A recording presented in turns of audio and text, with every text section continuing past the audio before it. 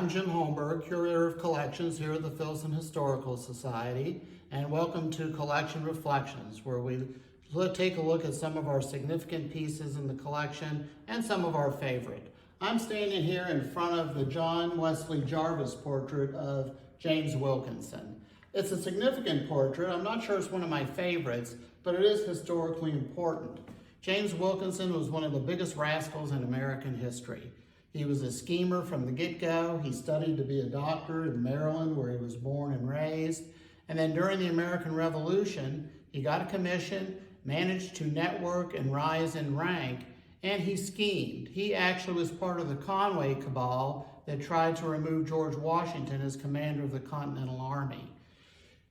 The upshot of that was he got a promotion, and afterwards he kept rising in rank. He moved to Kentucky in the 1780s, where he helped undermine George Rogers Clark and ruin his reputation so he could benefit.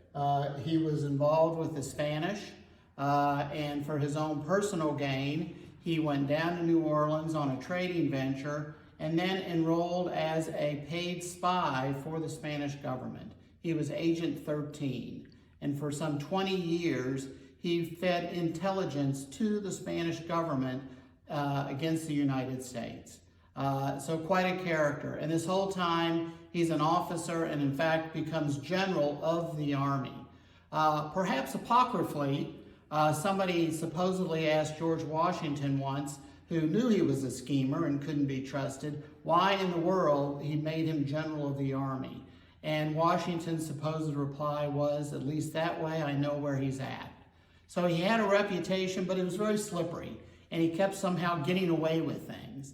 Finally, after the Spanish conspiracy came to light, the Burr conspiracy, he was a co-conspirator with Aaron Burr in his doings in the West, and then turned on him when he thought, hey, this isn't going to fly. And so he turned him in to the government, escaped yet again, a court-martial actually, and finally during the War of 1812, he led a disastrous campaign against Montreal and was finally booted from the service. He retired to a plantation down in Louisiana, and it was there, we believe, in 1821 that he met the famous, at that time, the foremost portrait painter in America, John Wesley Jarvis, who was traveling around the country and spent a lot of time in New Orleans, based out of New York. And there you can see he has captured Wilkinson in all his military finery. This is an emblem of the Society of the Cincinnati, we believe. And this doesn't particularly look like a lot like a U.S. Army uniform. Looks a little more Spanish, perhaps, we'll say, but I don't know. But it's a wonderful portrait. It's an important portrait. Earlier, sometime during Wilkinson's travels in the East, the famous artist Salmama captured him.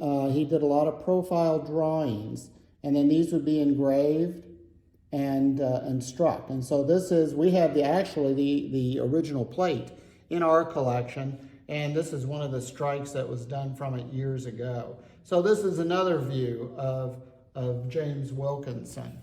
We have a number of Wilkinson letters in the collection.